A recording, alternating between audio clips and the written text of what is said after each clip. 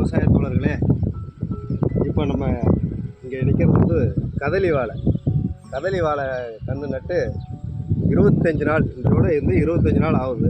இந்த 25 நாளில் இதோட வளர்ச்சிக்கு காரணம் என்னன்னு கேட்டிங்கன்னா ஸ்டிம்ரிச், அதாவது பயோஃபிட் ஸ்டிம்ரிச். இதை வந்து விதை நேர்த்தி செஞ்சு தான் இந்த கண்ணை நட்டேன். இது கூட 25 நாள் ஆகுது. பாருங்கள், நான் அதோட வளர்ச்சி எல்லாமே நல்லா பாருங்கள்.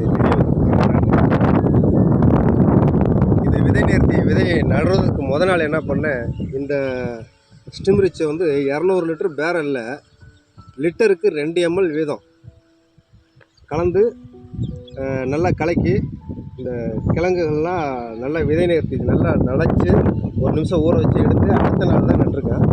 விதை நேர்த்தி செஞ்சு நட்டதுனால கிட்டத்தட்ட பார்த்திங்கன்னா 99% கன்றுகள் வந்து நம்ம வந்து தலைஞ்சு வந்துருச்சு.